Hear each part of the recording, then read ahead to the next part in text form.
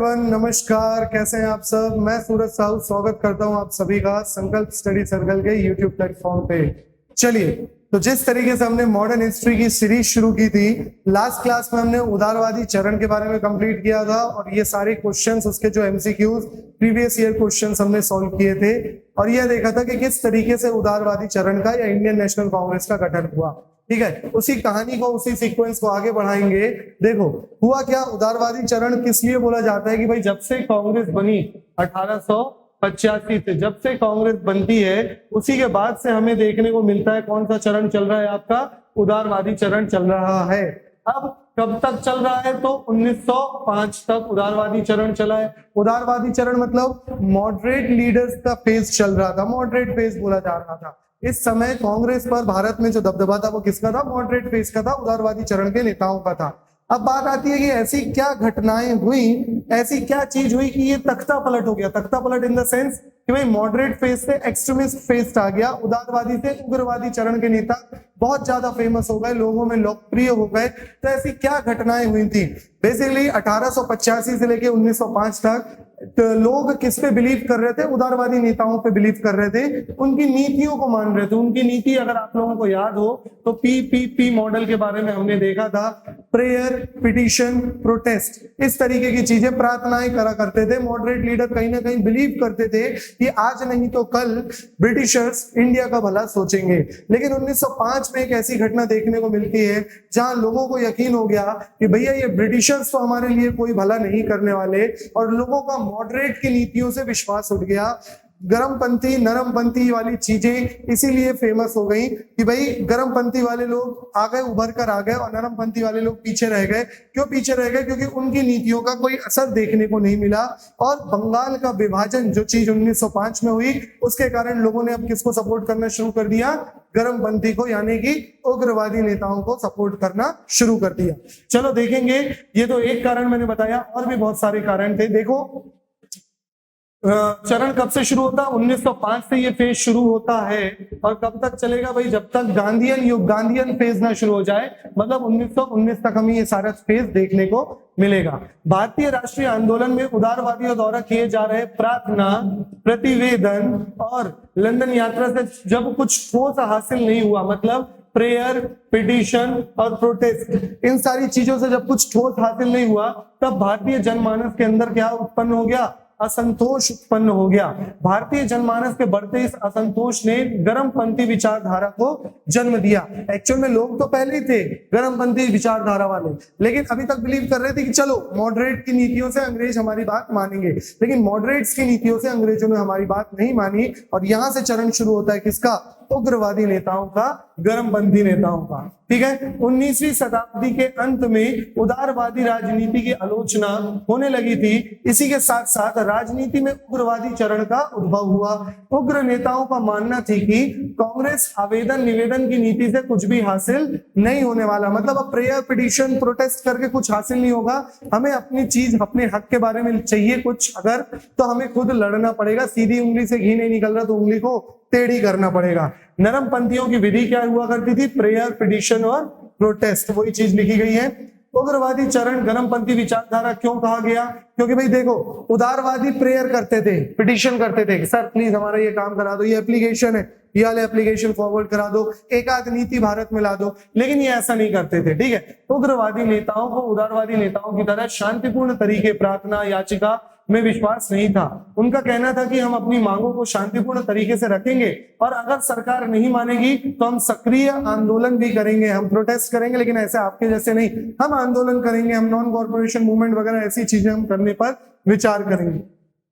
इनके विरोध जताने के तरीके थे जैसे जुलूस निकालना, हड़ताल करना, बहिष्कार, विरोध प्रदर्शन, स्वदेशी, इसी में क्या लिख सकते हो? स्वदेशी, इस तरीके की चीजों का अपनाते थे इन लोग। ठीक है, कौन? उग्रवादी। उग्रवादी नेता अधिक शीघ्र परिणाम चाहते थे। ये चाहते थे कि भी जल्द से जल्द हमें क्या चाहिए? हमें हमारे शासन के रूप में हमारे लिए क्या करो? आप चेंजेस करो। अब इनके अलग अलग कारण देखिए जरा। राजनैतिक कारण क्या थे? तो राजनैतिक कारण में अंग्रेजी सरकार द्वारा कांग्रेस की मांगों की उपेक्षा करना। भाई अंग्रेजी सरकार कांग्रेस को नहीं पूछती थी, कांग्रेस की मांगों को, डिमांड्स को पूरा नहीं किया करती थी। अंग्रेज सरकार भारतीयों के प्रति शोषणकारी नीतियां लाती थी। बहुत सारी शोषणकारी नीति लाई। उनमें से इनका भांडा तब फूट गया जब बंगाल का विभाजन कर दिया गया। ठीक है, उसके बाद देखो आर्थिक कारण क्या थे। ब्रिटिश सरकार का भारतीय वस्तुओं पर अत्यधिक कर लगाना, एक्सेसिव टैक्स। ठीक है, बहुत ज्यादा टैक्स लगाया जाता था। दूसरा, पक्षपात पूर्ण नीतियां, ऐसे रेगुलेशन, ऐसे रूल्स लाया करते थे, ऐसे एक्ट लाया करते थे जिसमें क्लियर देखा जाता था कि भाई ब्रिटिशर्स के लिए कुछ चीजें अलग है, इंडियंस के लिए चीजें अलग है। महामारी व अकाल का प्रकोप अलग तरीके से भारत में परेशान कर रहा था। जैसे 1917 में प्लेग फैला था, उसके पहले भी बहुत सारी दिक्कतें भारत में चल रही थी। तो महामारी और अकाल से भी भारत के लोग परेशान हो चुके थे। सामाजिक कारण क्या थे? भारतीयों के साथ अभद्र व्यवहार किया जाता था। एक बहुत ही टैगलाइन आज भी फेमस है, आप सबने सुनी होगी, Indians and dogs are not allowed. तो इस तरीके की चीजें, भारतीयों के साथ क्या किया जाता था? अभद्र व्यवहार किया जाता था। अंग्रेजी सरकार का भारतीयों के प्रति भेदभावपूर्ण कानून, पश्चिमी सभ्यता को भारतीयों पर थोपना। कहीं ना कहीं लोग इसलिए भी परेशान थे कि आप हमें पश्चिमी सभ्यता थोप रहे हो, वेस्टर्न सोसाइटीज के बारे में, वेस्टर्न सोशलाइजेशन के बारे में चीजें हमारे ऊपर थोप रहे हो। हमारी सभ्यता, हमारी कल्चर क्या होती जा रही है? शीर्ण होते जा रही है, गायब होते जा रही है। बात करें गरम दल के नेताओं की, तो इसको हमने लास्ट क्लास में भी याद किया था। आप लोग 3 चीज याद कर लो, लाल, बाल और पाल। ठीक है, तो बिपिन चंद्र पाल, पाल है। लाला लाजपत राय लाल, बाल गंगाधर तिलक को बाल से संबोधित किया जाता था। एक और नाम याद कर लेना, अरविंद घोष। ठीक है, अरविंद घोष। इन तीनों को सम्मिलित रूप से क्या कहा जाता था? लाल, बाल, पाल कहा जाता था। इतने नेता याद रखोगे तो उग्रवादी अपने आप याद हो जाएंगे। अब एक एक करके सबके बारे में पढ़ते हैं। तो सबसे पहले बात आती है किसकी? बाल गंगाधर तिलक के बारे में। तो बाल गंगाधर तिलक के समय में क्या हुआ ये देखेंगे। देखो, सबसे पहले तो इनका उपमान्य क्या था? लोकमान्य बाल गंगाधर तिलक। आज भी आप लोगों को कई जगह ये टाइटल देखने को मिलता होगा, जैसे लोकमान्य शिवाजी टर्मिनल, लोकमान्य बाल गंगाधर टर्मिनल, इस तरीके की चीजें देखने को मिलती होगी, है ना। और बाल, लाल, बाल, पाल में इनको बाल बोला जाता था, ये तो हमने देख ही लिए। इसके बाद इन्होंने 2 समाचार पत्र चलाए थे।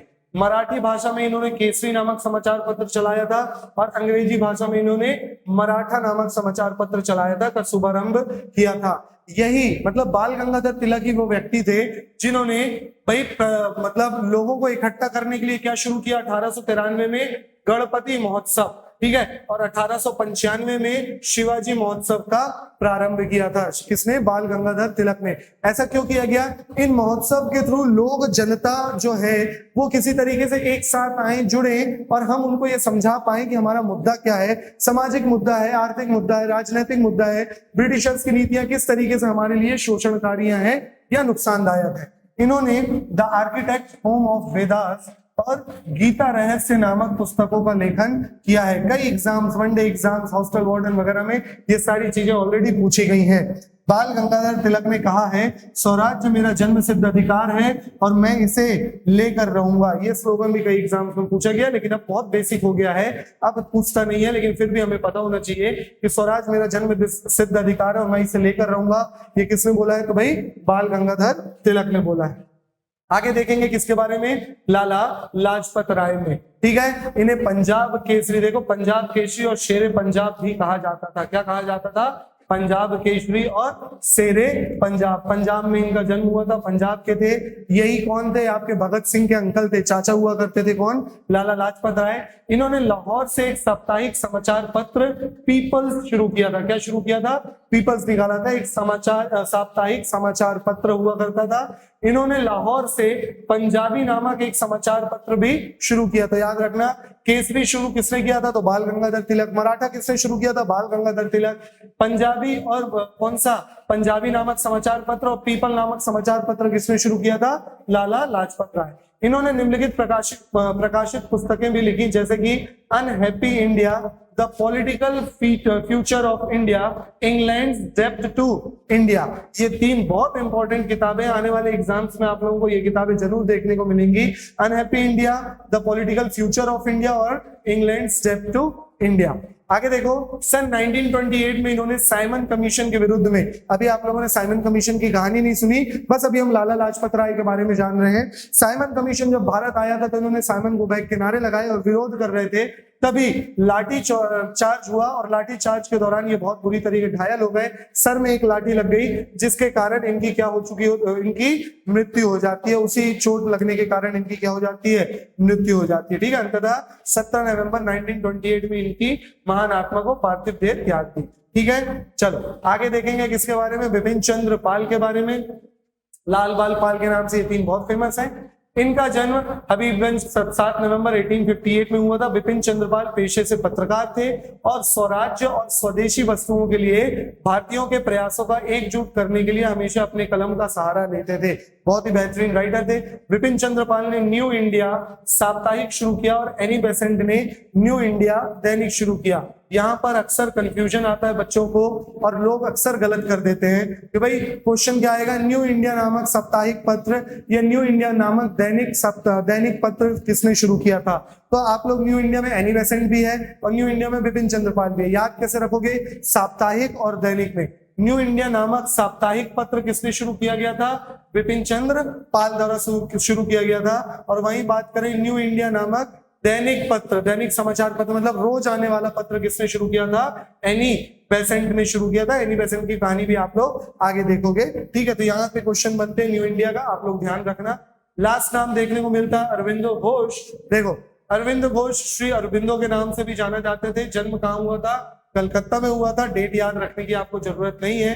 योगी, गुरु, कवि, भारतीय दार्शनिक और एक भारतीय स्वतंत्रता सेनानी थे। ठीक है, आगे देखो अनुशीलन समिति के एक सदस्य भी हुआ करते थे जो ब्रिटिश शासन को समाप्त करने के लिए क्रांतिकारी हिंसा का समर्थन लेती थी। इन्हें बॉम्ब वगैरह बनाने की टेक्निक बहुत अच्छे से पता थी।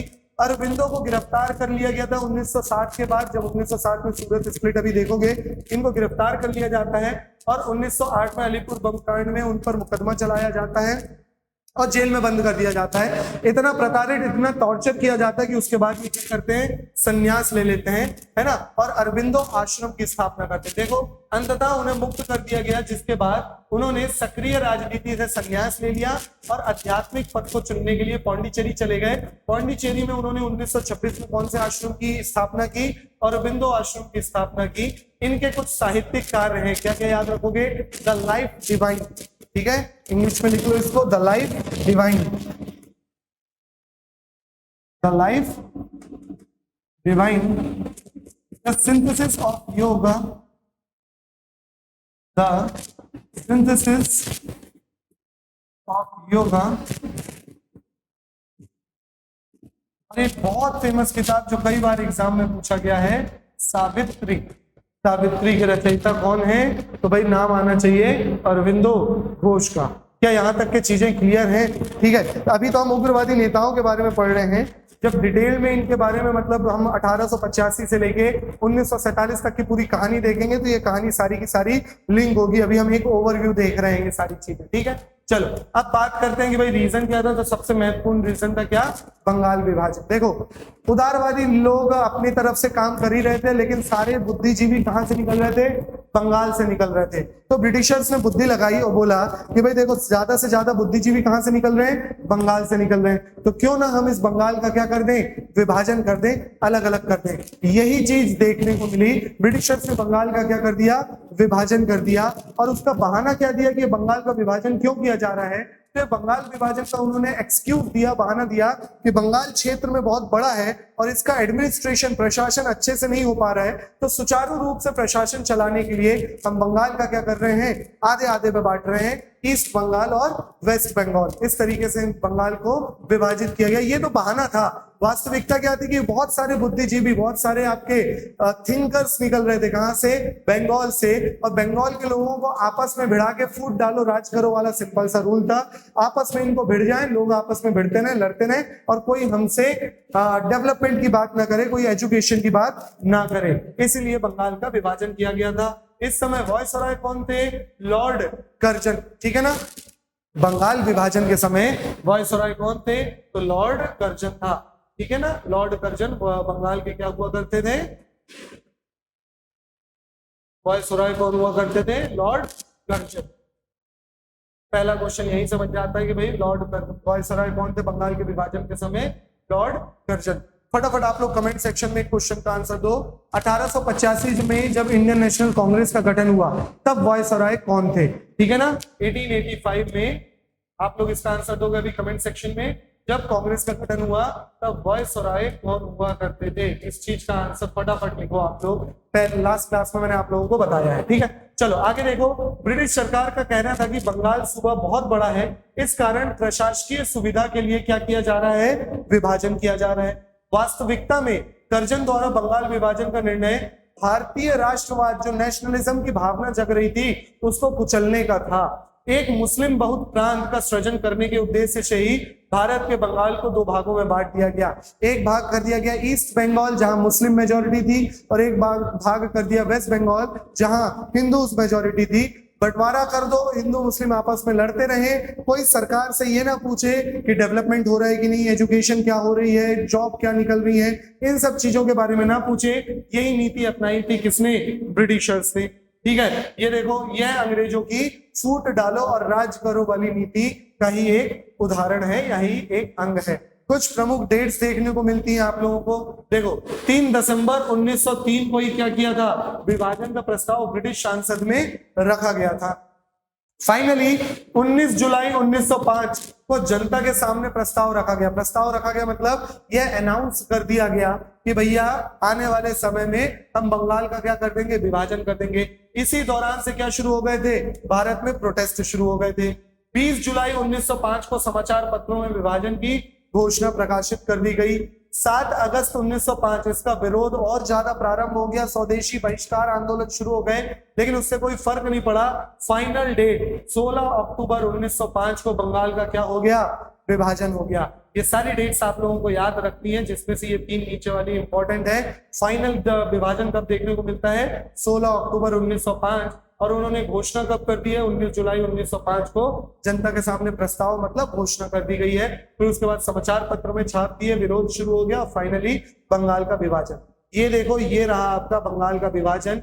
ये हुआ आपका वेस्ट बंगाल और ये हुआ आपका East Bengal. East Bengal Muslim majority वाला एरिया था, मुस्लिम मेजोरिटी, यहाँ पे मुस्लिम बहुत संख्या में थे। और ये आपका हिंदू मेजोरिटी वाला एरिया था, हिंदू मेजोरिटी।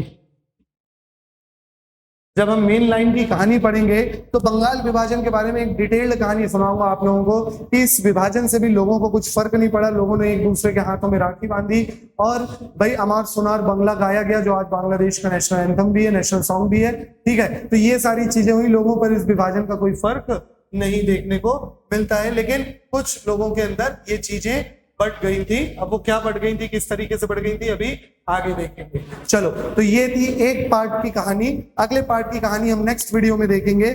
मिलते हैं आप सभी से नेक्स्ट क्लास में। तब तक के लिए good bye, take care, keep learning.